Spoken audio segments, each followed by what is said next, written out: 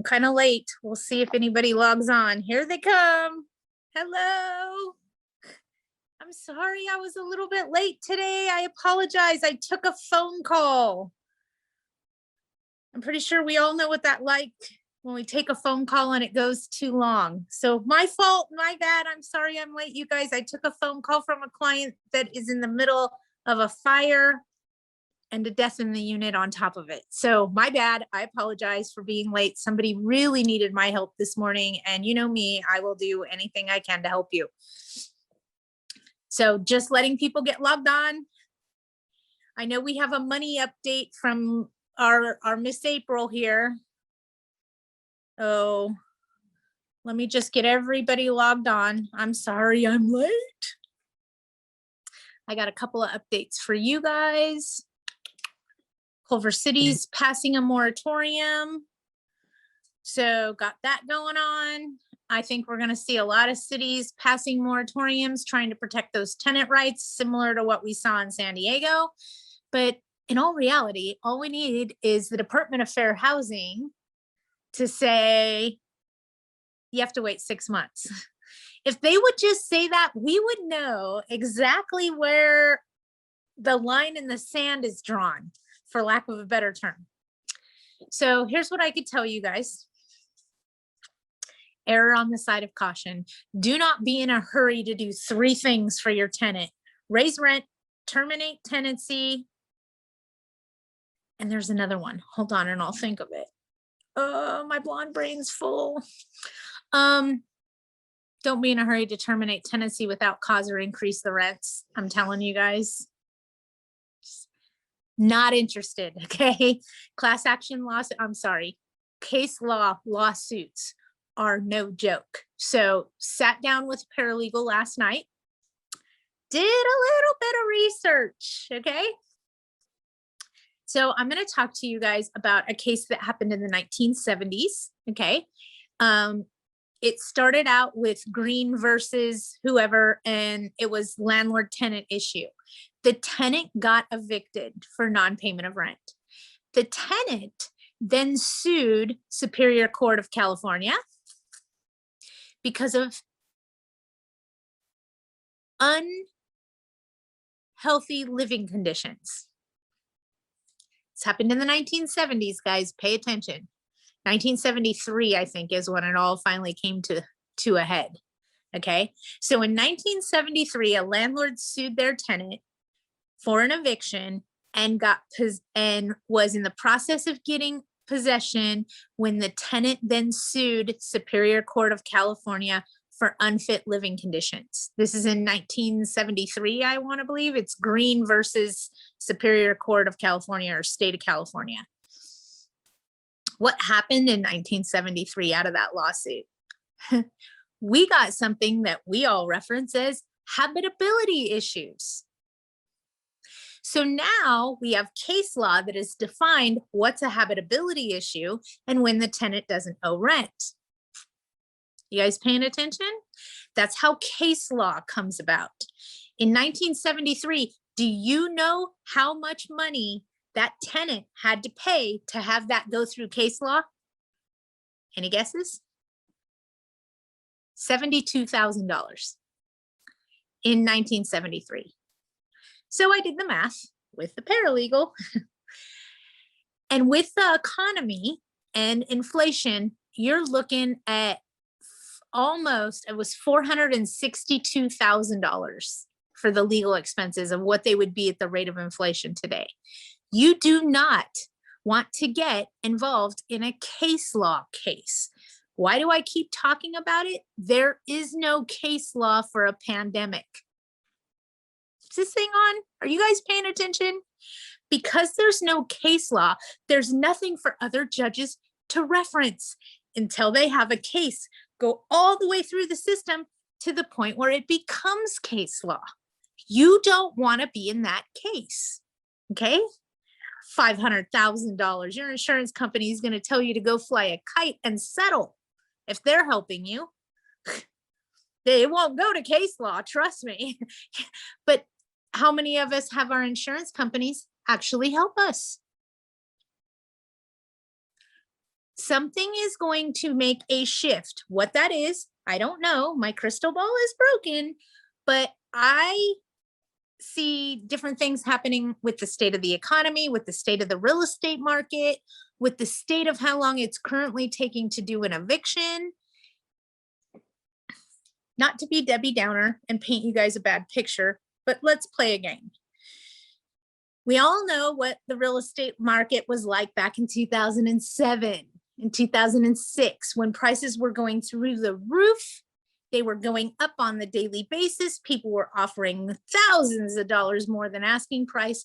We're there, folks. Does it sound familiar? It's happening right now. Not just in California, across the entire country. Okay, prices are going through the roof faster than appraisers can actually honestly say that it would appraise for that. This is what got lending in trouble last time. Okay, they can't lie.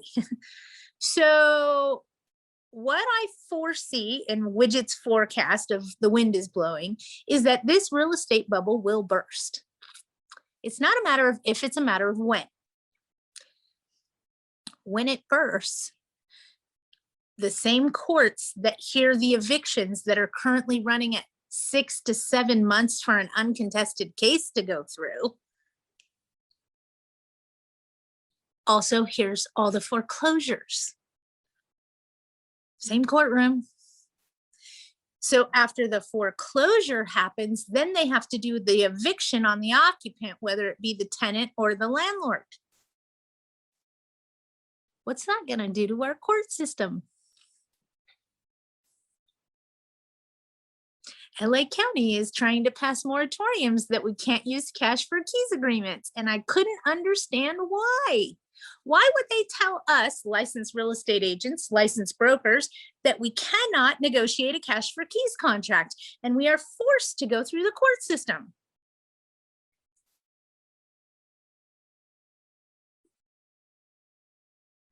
That's the only reason I can think of.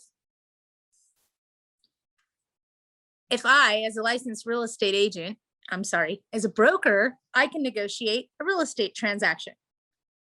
Cash for keys is a real estate transaction. Why would the government stop an agent or a broker from doing their job? The court doesn't get any money. Therefore, the county doesn't get any money. Therefore, the city doesn't get any money. Therefore, the state doesn't get any money. See how that all worked? It's going to get much interesting before it gets any better. There is light at the end of the tunnel, and that light is shining so bright. I just don't think that, and I'm choosing my words carefully or trying to choose them carefully, that all tenants are ready to go back to normal. People keep saying, oh, they're going to extend it again. They're going to extend it again. Can you guys please pay attention? Please? Who wants to extend it again? Because it's not us as landlords. And if we as a community are reopening again, example, Disney opened their doors, why do we still have to say shut down? They are going to open. Tenants are going to lose their protections for the protected periods. Cities are going to lobby to try to continue to protect tenants a little bit longer, as long as they can. But yeah, this is going to get very challenging very quickly as things start to open. As it sits, July's rent is due on July 1st in full. I know the wind could blow and the law could change, but as it sits right now, that's how July's rent is owed. Everybody paying attention? You may not be able to evict on the protected period, but if they don't pay you on July 1st, on July 2nd, I strongly recommend that you serve a 3-day notice to pay rent or quit. 3 days. All of those protections are supposed to leave on June 30th. Some cities may extend a protected period for 60 days. I know San Diego just did. I know we got to wait 60 more days, you guys, but come on, we've held in there for 15 months so far. We're coming up on month 16. We can hang on a little bit longer. Also, want to talk to you guys about the money, the 80%. Okay, please hear me out. If you are trying to get funds through programs, through churches in the county and the city and blah, blah, blah, blah, blah, blah, blah, blah, blah, the funds that have the 80-20 restriction are the government funds. Okay, so if you participate in the government program to bail out landlords, then it would be the 80% forgive the 20. A lot of them are paying the full 100%. I will tell you, thank you, April, for checking into this. HDICLA is out of money. So in the event you are in that area and you were looking to apply, you most likely missed the boat. There are other city programs. There are, everybody is trying to help landlords in the communities as far as church programs, county programs. I'm trying to think, somebody else even told me the American Red Cross is even trying to help. Everybody is trying to help. So you can reach through those avenues and try to get assistance that way if you are in need of help. The only way that you have to take the 80% and forgive the 20% is if you take the federal bailout program funds. Okay. And we're starting to see some activity with the applications that we did way back when, where they're being assigned to caseworkers, they're now pending payment, etc. April, have you gotten any payment from the federal program yet for housingiskey.com? I know that's where they started initiating the funds through. Sorry, you guys, I'm looking. She might be busy. I saw her come on. Hi, Patty. Hi. Hi. I received 2 approvals this week, but they told me it will take up to 4 weeks for the payment to be distributed. Remember when it first happened and I was telling everybody, you're not going to see that money till June, maybe July. Exactly. At least you know now I am a lot of things, but I am not a liar.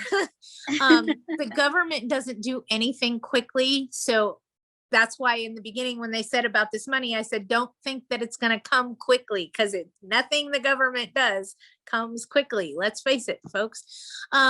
Any more updates on money that you're aware of, April? Other than HDICLA is out of funds. Do you have any more for me? I know Orange County has more funds than they thought they would, and San Diego has more people applied than they had a need. Or I said that wrong. They had less people applied than they thought they had a need for. So some areas have more money to give out. Some areas are out of money. So maybe they'll shift that around a little bit and help us keep that balance. Because my biggest thing is that landlords don't lose their investments. That scares me. I don't want to lose mine. So I sure don't want you to lose yours. Okay. Anybody have anything today that they definitely want to talk about, other than, I know you guys don't be in a hurry to raise the rents. Don't be in a hurry to terminate tenancy without cause. Again, we will hear from Fair Housing. Trust and believe that. Over when is a reasonable amount of time to wait after a pandemic and it not be considered retaliatory. And if I had my feelings, I'd say we'll start hearing from them the last week of June. Again, they're affiliated with governmental entities and they don't do anything in a rapid fashion unless it's charge you. They do charge you quickly. They bill us quick, don't they? Anybody have anything that they want to talk about? Any questions they want answered? I do have some updates for you. Tomorrow we're doing a question and answer with PRC Restoration Company. John, I'll get to your question. Give me a second. I saw something come through. So tomorrow I'm doing a question and answer and a legislative update with PRC Restoration Company. I strongly recommend that you come. It's an open question and answer period. And we're going to learn a little bit about what's going on with restorations, how PRC can help us in the event that we have a problem at our property. And I encourage you, please join us tomorrow. I'd love to see you guys all there. It's at 11 a.m. You can sign up on my website. I know there's information about that there, and we're making lots of changes to the Widgets Way website. I plan on having a whole training series that'll be coming out soon. Yee! I'm excited. So it should be very, very interesting. I'm excited about it. So we'll see how that goes. Okay, let me get to your question, John. I remember you asked me a question and my dog's going to bark at me in a second. I was contacted from the United Way. They wanted to give me $10,000 on behalf of me. Oh, I think you meant my tenant. I was told not to accept this money. Who told you not to accept the money? I'm just curious. Are you in an eviction? That's why. Let me explain to you. If you take money during the course of an eviction, here's my dog. Sorry, we're going to go let him out. If you take money at all, even a penny from the tenant during the course of an eviction, it voids the eviction in its entirety. So if you were to take the funds from the United Way, you then have to stop the legal proceedings against the tenant. Does that make sense to you? Okay, my dog barked at me because he wanted to go outside. You guys got to see this. And look at him. He's just sitting there. What a jerk. He doesn't have to go to the bathroom. Okay, so anytime you take money during an eviction, it voids the eviction. So let me give you guys an example of what I'm talking about, and I'll teach you a little something. You know how we have to figure out a prorate sometimes? There's a different formula to use on a move-in prorate and a different formula to use on a move-out prorate. Right, wrong, or indifferent, please press the C on your calculator for clear before you multiply the days. I'll give you an example. Let's say the rent's $1,000 a month.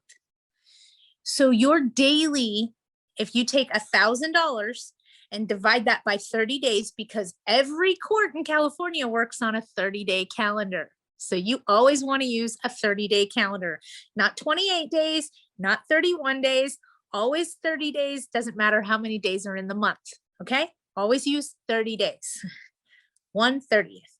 So if you take $1,000 and you divide it by 30 days, your daily rental amount is $33.33 and 333333333. So if you take $33.333333 and you multiply that times a number, all those 333s round up, and you'll find out that your notice is off by 1 to 2 cents. Overstated. You lose, go home. So we always want to press clear so it doesn't round up all of those numbers at the end and give us the wrong number, because that number that went up by 2 cents will make your court case invalid. Nobody needs to go through the whole legal process and get all the way up to the firing squad to find out your paperwork's no good. It doesn't, it's not fun, okay? I know, we don't want to do that. So just something to remember to press clear when you're figuring out your prorated amounts. Just trying to be helpful, you guys. Don't let it run.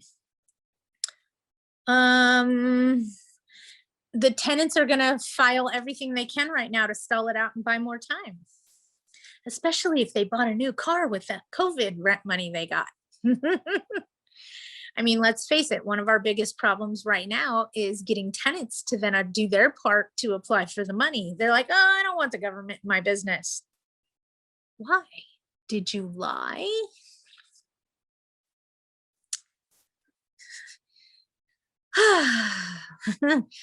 Any more questions for me for today? I'm having one of those Wednesdays, I tell you. If my tenant deposits rent direct into my checking account, is that not a good idea? What can I do to get out of it? close the account.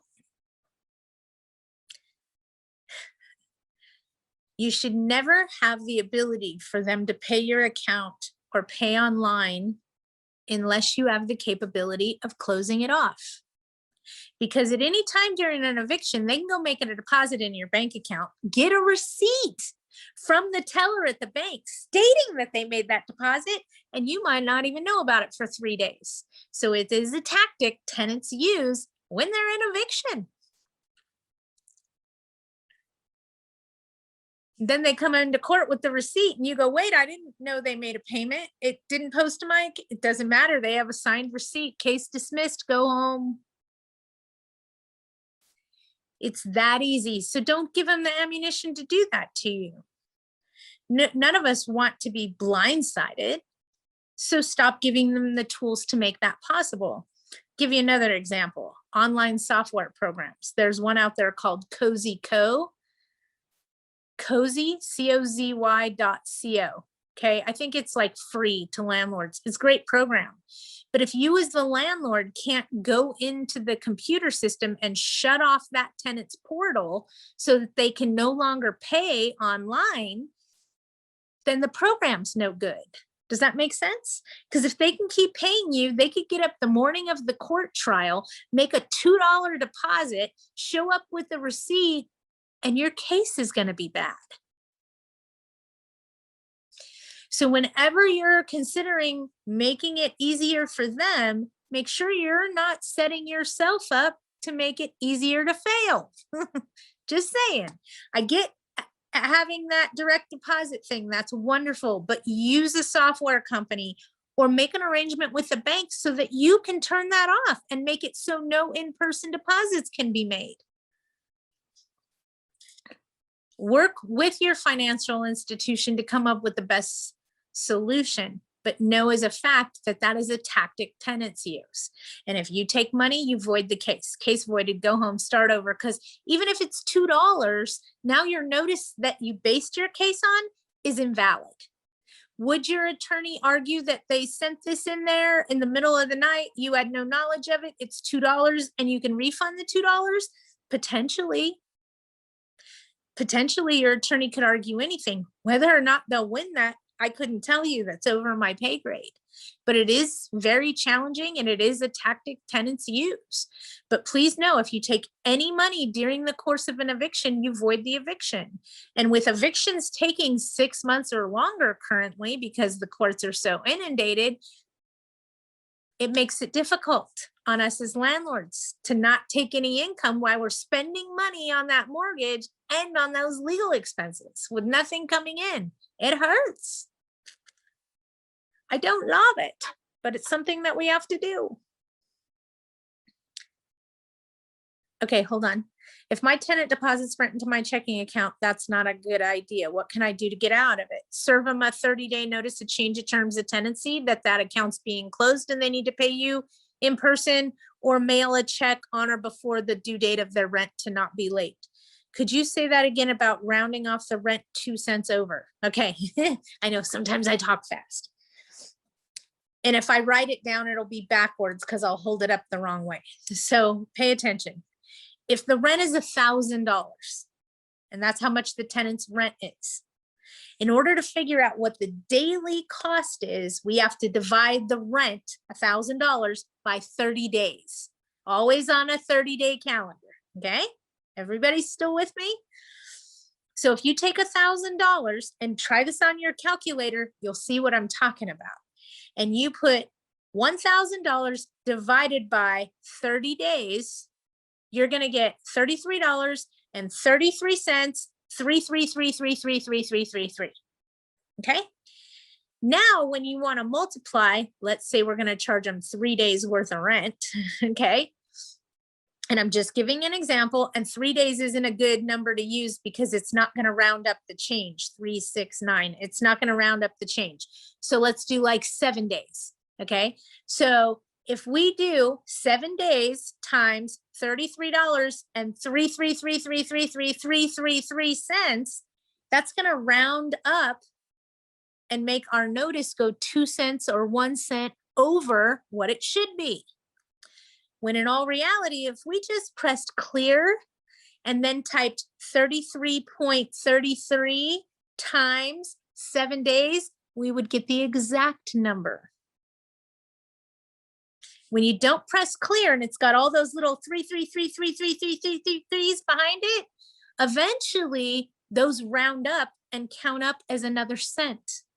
And that's what throws your notice off as invalid in a courtroom. It's overstated. It doesn't matter if it's overstated by $1,000 or a penny. If it's overstated, you lose, go home. It's an expensive lesson, folks. And if you're figuring out prorates, I have an easy way to do it. It's a whole nother mathematical equation.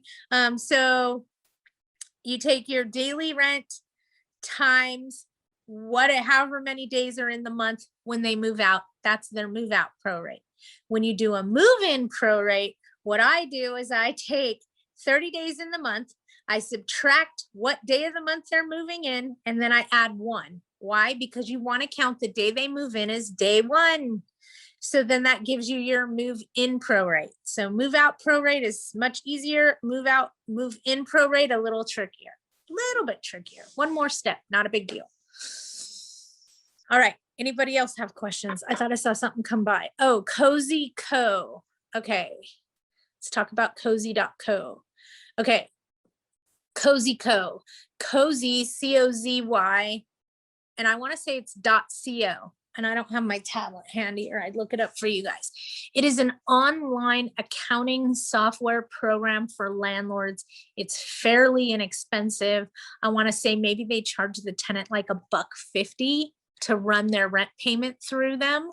But you get a portal and your tenant pays you in that online portal, and they act as a small type accounting software program.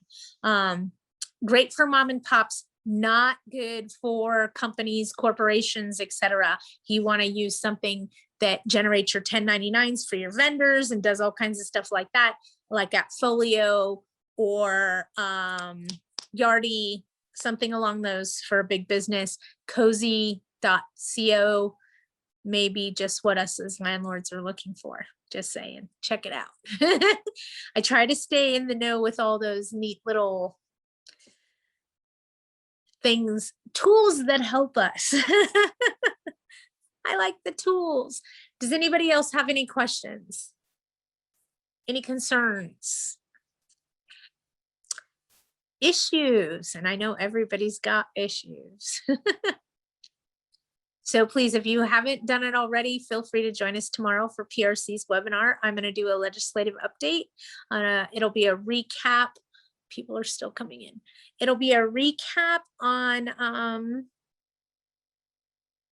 Senate Bill 91 and what currently governs and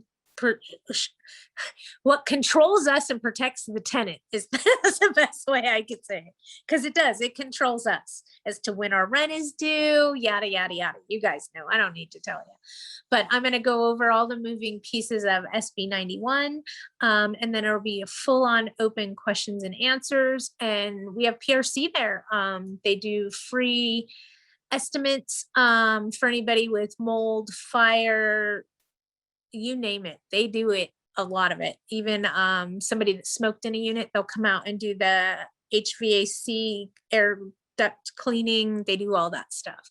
So great tool to have in your arsenal. And like I said, join us tomorrow. I'll talk more about them and the services they offer, and they'll talk more about them as well, I'm sure. Can't tenant, hold on. Can't tenant deposit partial rent in Cozy Co? Yeah, they can deposit partial rent by just handing you partial rent. What's the problem? Help me understand.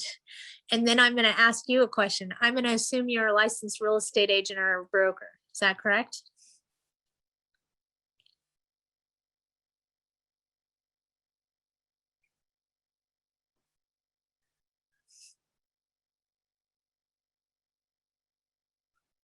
Because you're asking me if a tenant can make a partial payment. Absolutely, they can make a partial payment.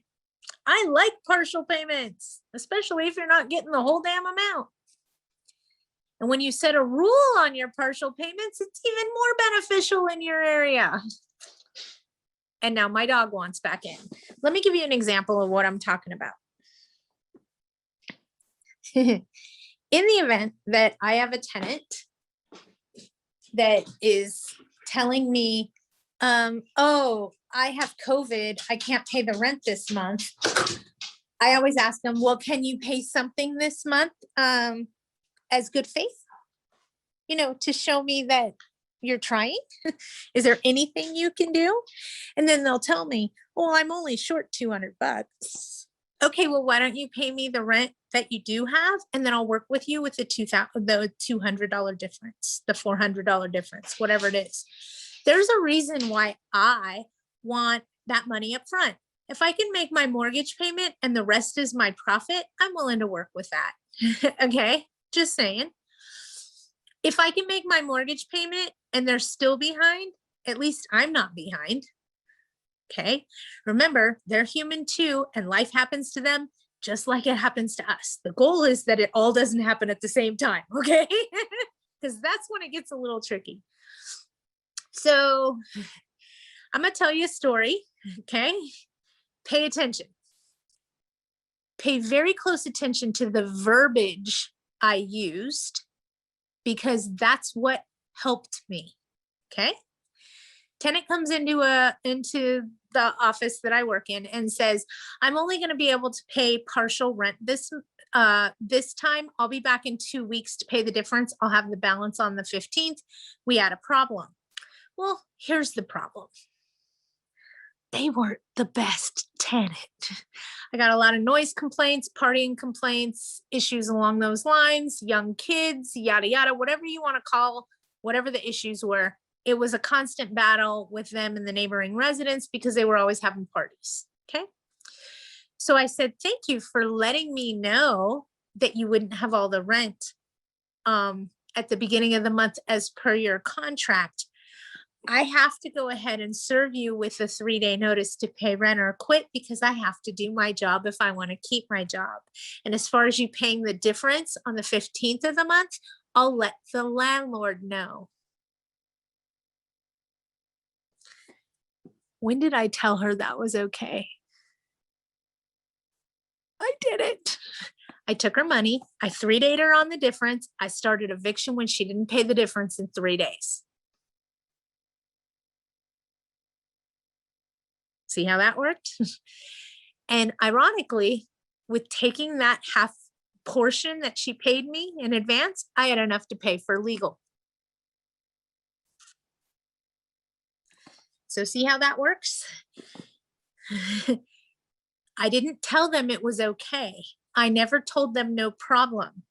I told them I'd let the owner know.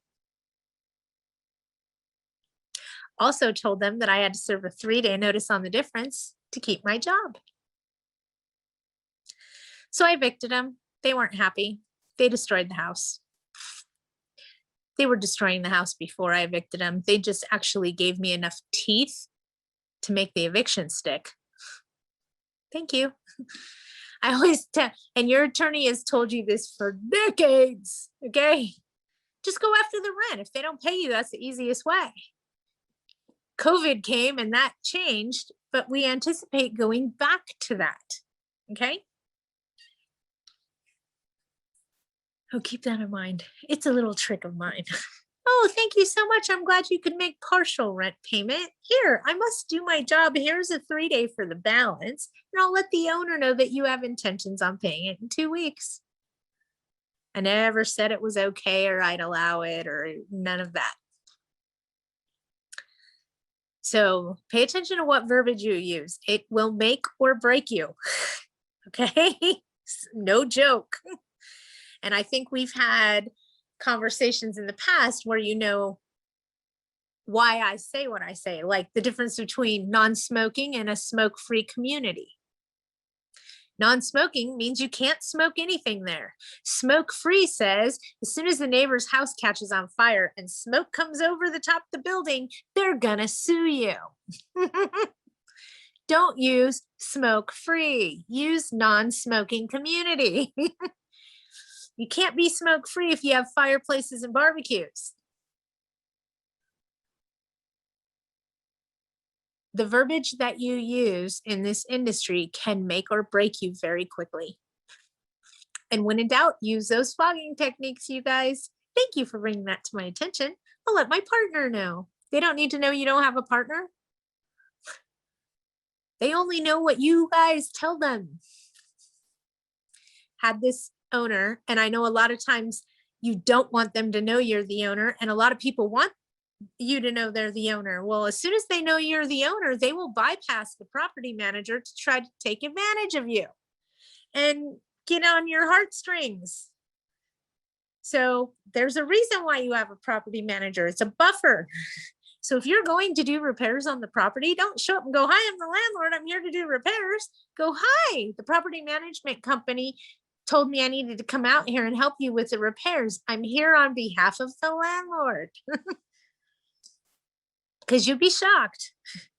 I had a landlord that convinced his tenants he was the maintenance guy. Okay. I was the property manager. He was the maintenance guy. He was the owner.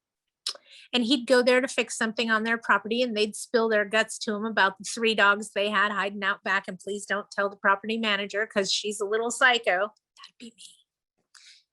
They didn't realize they were saying it to the landlord. Great tool to have, you guys. If you can put that buffer there, it works wonderfully. You don't want them to know you're the landlord. You don't want them to know you're the owner. You can be the maintenance man, you could be the property manager, you could be whoever you want to be, but the more distance you have between them and you, the better off you will become in the long run. Let them find out at the eviction trial that you're the landlord.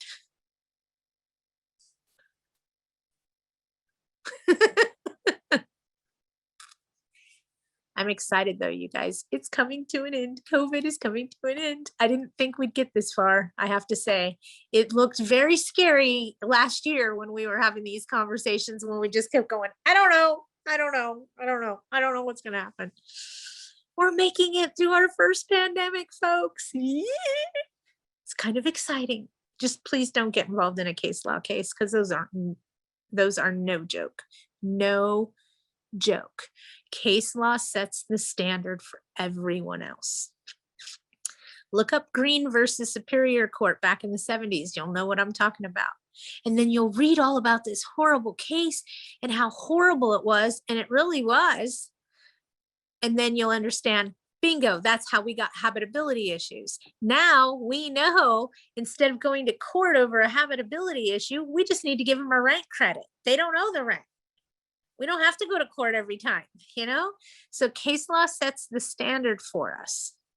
We just don't want to be the person that does that standard setting. It's expensive, it's time consuming, it's costly. You don't want to be that person. I can't encourage you enough to err on the side of caution. I have no doubt Fair Housing will be telling us probably within the next 30 days is my guess, all the way up until June 29th, okay? What we can and can't do. And don't be surprised if we see more cities trying to add some kind of an extension on there, an additional 60 days protection for the tenants, anything along those lines. Remember this, we are 78% tenant occupied in the state of California. We are the minority, they are the majority, and they're trying to build the system for the majority. It's just how laws work. It's just how politics works, okay? So don't get frustrated because they're giving more protections to those tenants that aren't paying you. The bubble will burst. It will come to an end. It will come to a screaming halt, okay? There is light at the end of the tunnel, I promise, and it's getting brighter. Anybody have anything else that they want to touch bases, talk to me about? Anything? Otherwise, I will go ahead and end this Wednesdays with Widget. Like I said, we have that PRC class tomorrow, and we're doing a lot of changes on the Widgets Way website. So keep your eyes open. I'm going to try to do a whole training course through the website on all the, I see you, Val, I'll get you, on all the different moving aspects and the moving parts of property management. I also thought I'd do a class on understanding. If you guys have classes that you want to learn or you want to know more about, send me a text, shoot me out an email. Let me know what you want to learn more about so I can cater to you guys. I mean, you're only going to get out of me what you ask of me. If you don't ask, I'm going to bury it in my vault somewhere. Okay, Val, we had a tenant give a verbal 30-day notice to leave, then changed mine. We had a tenant ready to move in, and now she's very upset. Here's the reality of that, okay? And please pay attention to what I'm saying. If your tenant would have put that in writing, that they were vacating the unit, and it has to have a few things. It has to have the property address. It has to say that they're vacating the unit. It has to have a date they're going to vacate by, and it has to have a signature. So it has to have 4 things: the property address, when they plan on vacating, their signature, and the date has to be on the notice. Okay, 4 things. Kind of simple, right? Hi, I'm Widget. I plan on vacating the unit at 1234 G Avenue, Unit C, on or before June 30th. Val, are you paying attention? On July 1st, I wouldn't take the rent. And if I was still in the property, I'd give me a 3-day notice to quit based on my own failure to vacate. So you can use a tenant's written notice to vacate to evict them if they don't. Only if you don't have the original request to terminate the contract in writing, it doesn't count. So as nicely as I could say this, you want everything coming to you in writing. And in some cases, pen and ink signature is required, not an email. So in the event that you have a tenant that wants to terminate their tenancy and they shoot you out an email, you need to immediately respond with, "Thank you so much, but this is not considered a legal notice. It must be done in pen and ink." Okay, so once you have that in pen and ink, you can use that to evict them. You can extend their 30-day notice if they need an extension. They actually extend and you can accept. If you don't accept, you can start eviction if you want to. Okay, so in the future, just saying, you always want a notice to terminate in writing with the property address in case you have to use it against them. I'll be honest with you, I've only used it against a tenant one time, and I'll even explain to you why. Tenant said, "We're going to go ahead and vacate," gave me a 30-day notice. 25 days later, they rescinded it. 30 days later, they gave me a new 30-day. This went on for about 6 months of them giving, rescinding, giving, rescinding, giving, rescinding. So the last time they went to rescind, I explained to the owner, he goes, "Look, I want to sell this property when they get out. And quite frankly, I'm tired of them telling me when they're going to get out. I'm sick and tired of it. I don't want to play with this no more." I said, "Okay, did you want me to evict them?" He said, "Absolutely." So I did, and we won. Don't take any money after it expires. Okay, that's the big thing. Don't take a penny or you void it. Okay, money voids everything. Evictions are a big one. Money and eviction, bad. No money eviction, great. All right, I saw some other things come by. Let me check on them and then I'll end for today so I'm not dragging through your guys' lunch.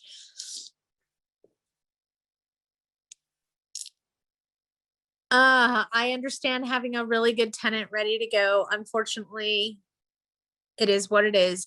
I personally do not advertise a vacant unit until I have possession. And that's just me. Because when you start, and just hear me out, okay, and maybe you'll change your business practice. Whether the tenant is moving out on their own or you're evicting them, or you ask them to vacate. When somebody new comes in, it leaves you completely exposed to the relationship between you and your tenant. So if you had kind of a wavy road with that tenant, they're now eye to eye with your new moneymaker. And there's nothing you can do about it. So they can bash you, they can bash the property, they can tell them everything that's wrong with the area in general, not just the house. So when you do something like that, you're exposing yourself. Okay. Tenant may be having a bad day. They may not have made their bed. Their dishes may be all over the house. They may be fighting with their kids or their husband when you come through. It's not a good business practice.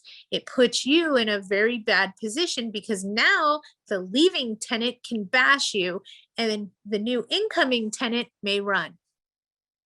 Just don't expose yourself to it. Keep it simple. Okay.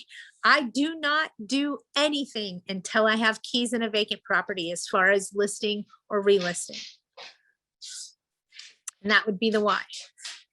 So way back in the day, okay, was company practice to try to re-rent as soon as we got notice. So tenant got notice, tenant holds over, have a new lease signed and in place. Guess what? If you have two leases in one property, the person in possession gets to stay there. And the incoming person, well, you're not providing them a habitable dwelling. So you may then be required to put them in a hotel at your expense.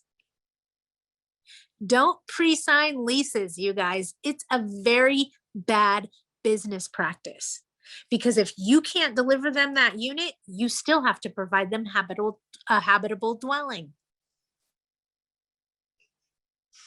Why everybody's pondering that and thinking about what I said, because it just made a whole lot of sense, I'm sure. And I'm guaranteed I'm going to get a question out of there. If I had advertised, I would have had 300 calls. This was a referral, no advertising. I get it, no worries. And I get referrals too.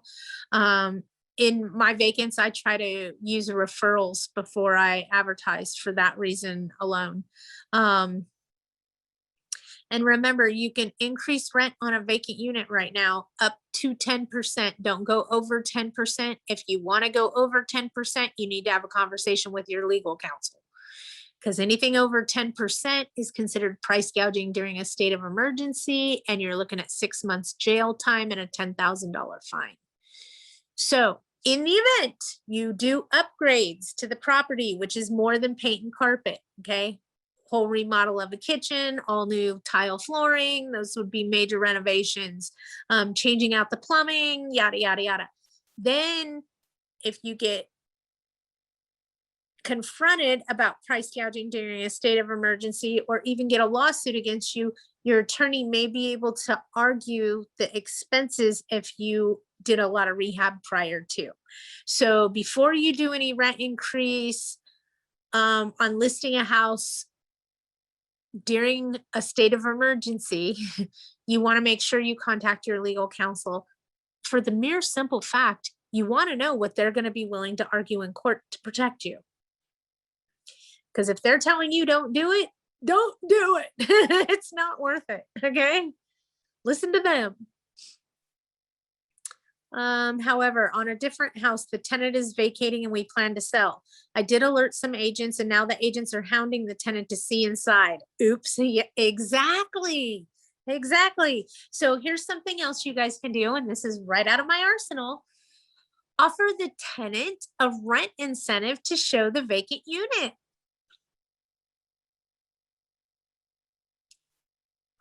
Wait a minute, Patty, what did you just say? I said, tell the tenant that you'd be willing to give them $300 off of their rent if they show the property.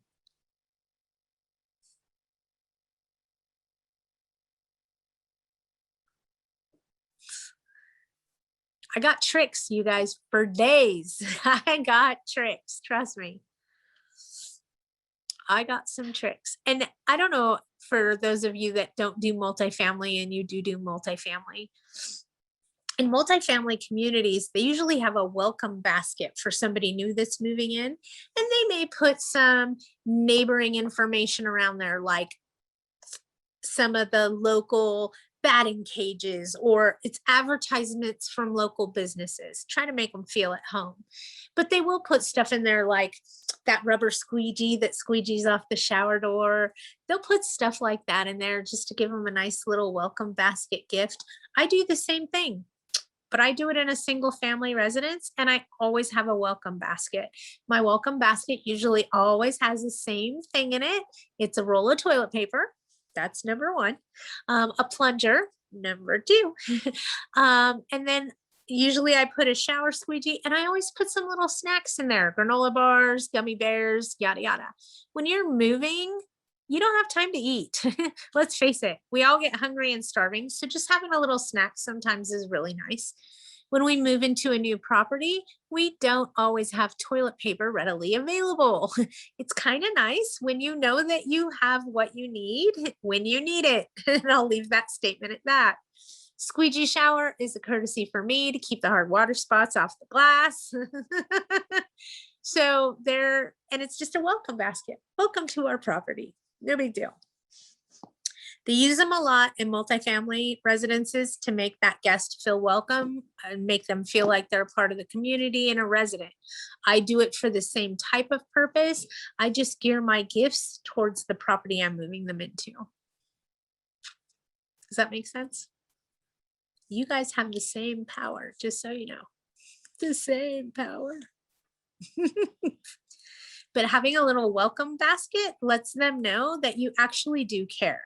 And when you put in things that you know they're going to need, snacks when you're moving, a plunger, because I don't want you to call me and tell me the toilet's overflowing. I want you to actually do something about it.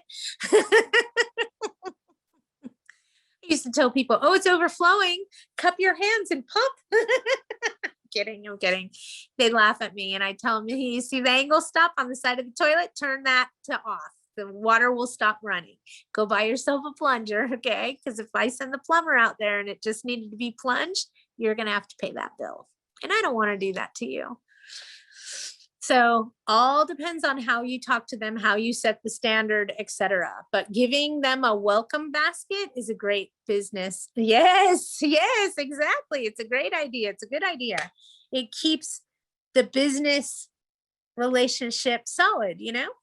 Think about it. When you go buy a house, doesn't that agent or that broker give you a welcome basket with all kinds of goodies in it? Think about what's in there. It's stuff you would use. Usually a bottle of wine to celebrate. I don't suggest putting alcohol in a welcome basket for tenants, especially if they have a recovering addiction problem. You're just making yourself susceptible to a problem by providing them with liquor. Don't do it. Okay, let me see what Val said. Not sure about the plunger. That might actually, I just put it there in case you need it, saving you a trip to the hardware store. So no, just people plug up toilets all the time. Doesn't matter how new or how old the house is. We won't say what it has to do with. But I'm just saying it's a nice welcome gift to give them. A toilet plunger. What else have I put in there? I try to put things that aren't in a new house that you need, like the toilet paper. The paper towel holder. If you don't have one that's mounted under this countertop, that means it goes on the countertop. So that would be a gift that I would give a tenant as a welcome gift, along with a plunger, some kind of candy and snacks to keep the kids busy, something to keep them functioning while they're moving, that kind of thing. I also do a gift basket for new property managers, okay? It usually has rubber gloves, masks, hand sanitizers, a lint roller, which is key in your arsenal, you guys. Carry a lint roller, and I'll tell you why in a second. But I do a nice little box for them with snacks and water drinks and stuff like that in case they're out on an eviction and they're going to be gone for hours. At least they have some granola bars and some water with them. Things like that. Just going above and beyond to make that new person feel welcome. The reason why I do that is because I want them to report to me their problems and their issues so that I know what I'm dealing with right out of the gate. Okay, hold on. I saw more questions come through. Lint roller for bed bugs. Damn straight. That's what the lint roller's for. It's also for cockroach eggs. Okay. And the biggest thing on that is you don't want to take those home to your family. You don't want to take that stuff home to your house. You want to leave it there. Yes.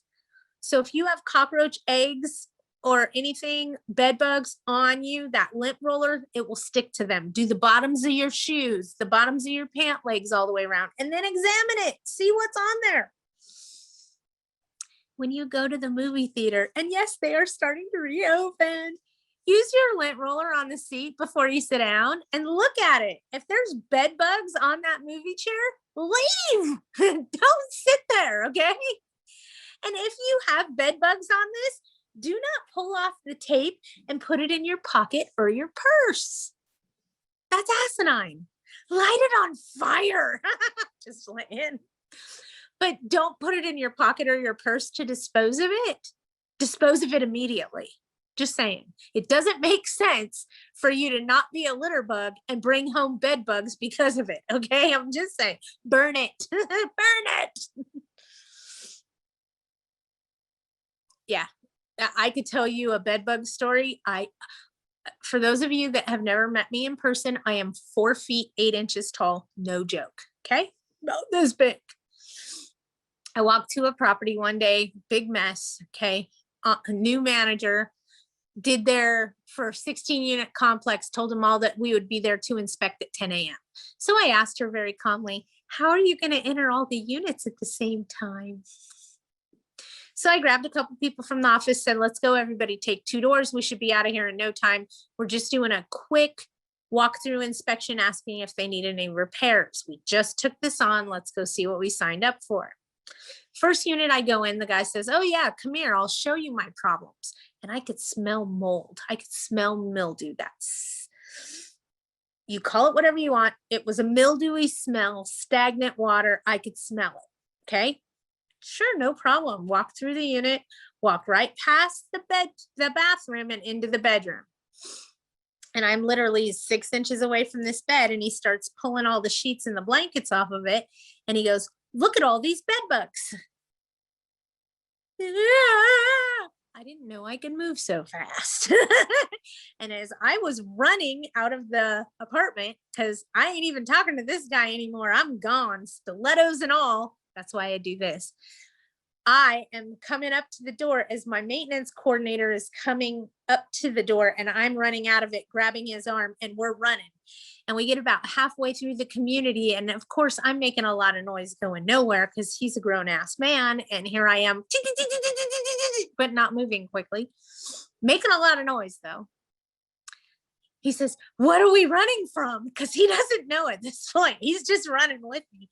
And I looked over at him and I said, bed bugs. And he said, it's okay. They're not chasing us. But yeah, I mean, hey, we are human, okay? And see, stop talking about bed bugs, okay? Please, I beg you, no more bed bugs. Please, I'm going to start getting the heebie-jeebies, and it's not fun. I don't like it when I have to teach a class about bed bugs in person, because I stand up on the stage and do this, and then I start really getting the heebie-jeebies, and then, yeah, it's bad. I am human. Lint roller definitely helps. Tissue always helps. I even write on the Kleenex box for if you have to touch icky things.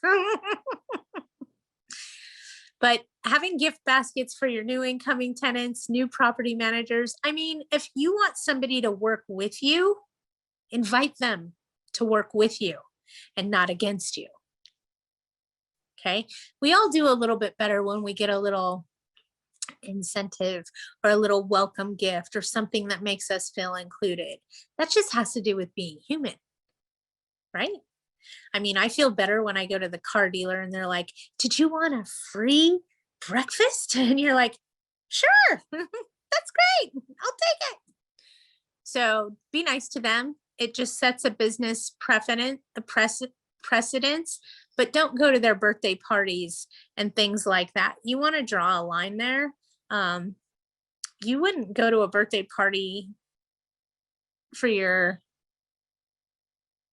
mail carrier, right? Don't go to one for your tenant. It's inappropriate. Simply said. If you converse with your tenant on a personal level, it's inappropriate for a business relationship. Understand? Draw the line.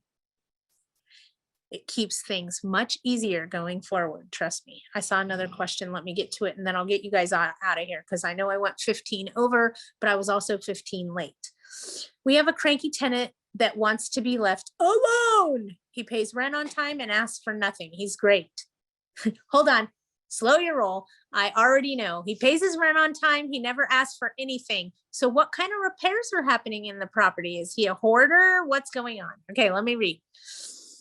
However, we had our handy person drive by to fix the leak and discovered the entire front porch was falling apart. He does not want any guy on his property when he's not there. We told him it was a safety issue and we would be there fixing it, but he did not let our guy over there just yesterday. Okay, what city is it in? Because you can do a 24-hour notice to enter for necessary or agreed upon repairs. So that's what you need to do is a 24-hour notice to enter for necessary or agreed upon repairs. Currently, this does not work in LA County. So in LA County, put on your earmuffs. I don't want you guys to pay attention to this because right now, because of COVID, you cannot use this, okay? Everywhere else can, just not in LA County. You can thank your mayor. So serve a 24-hour notice for necessary or agreed upon repairs. If you then go back there after the 24-hour notice and the tenant will not let you in, start your eviction. Keep it simple. He's doing something there. He doesn't want you in there. He doesn't want you there to repair. We don't know why or what or who or how or why or when or any of that yet. Just know that you as a landlord have a right to enter your dwelling when you give proper notice, except in the county of Los Angeles under the current pandemic. Everywhere else, we can do a 24-hour notice. If they won't let us in, we can evict for it. I talked to your legal counsel about how many times they want you to attempt to enter before you do a 3-day quit, but this is normally how it works. 24-hour notice to enter. They don't let you in or tell you you can't come in.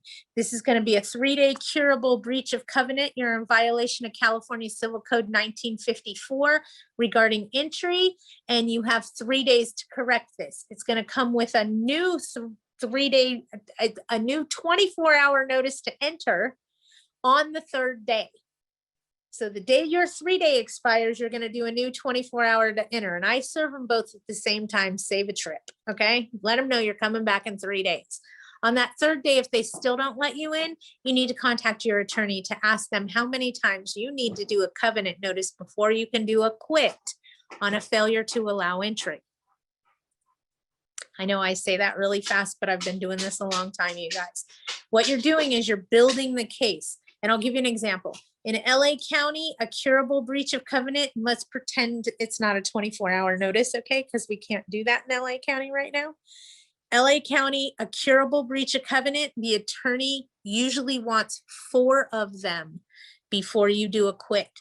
In other words, they really want to see that you're exhausting all your efforts trying to give the tenant the opportunity to cure it rather than evict. So LA County usually wants 4 curables before you do a quit. Most other counties is 1 and done. But again, I would talk to your legal counsel before you serve the notice to quit. Okay, very important, because if you serve the notice to quit too soon, you got to start all over again with your first notice.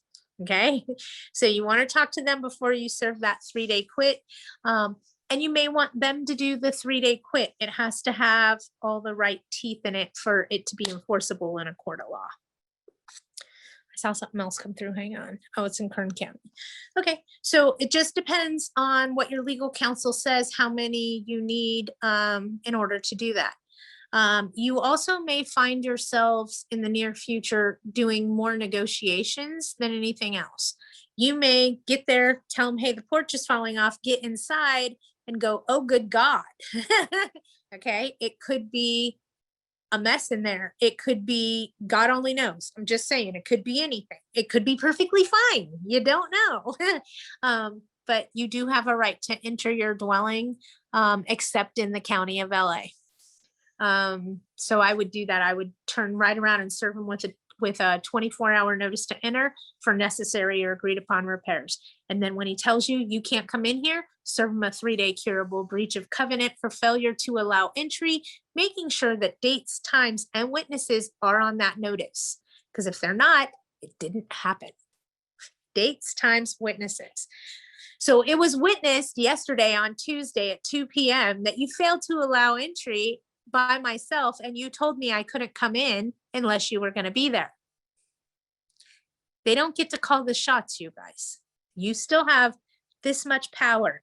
Use it before we lose it. All right, if nobody has anything else, I'm going to call this a day. I'm very excited about tomorrow and our PRC webinar. So if you're interested, please sign up for that. Join us. I would love to see you guys on there. And then know that we have some changes coming to the website with some training. It's probably going to be a whole circuit of training. Property management said simply. So want to go into a little bit of things, teaching you guys how case law works, how that affects us now, why we want to stay out of it. Hence why I touched on that today. There's so many different avenues of property management and investment property. It's hard for me to pinpoint where to even start. So with the help of you guys telling me, I want to know more about this, or I want to know more about that, or tell me the why in this scenario, that's going to help me make sure that I'm focusing on areas that you guys want to know about. So please let me know. I'm here to help you. Pick my brain while you got me. All right, I will see you guys next week. If I don't see you tomorrow, you guys have a great weekend. And if you need me, you know how to find me. Bye.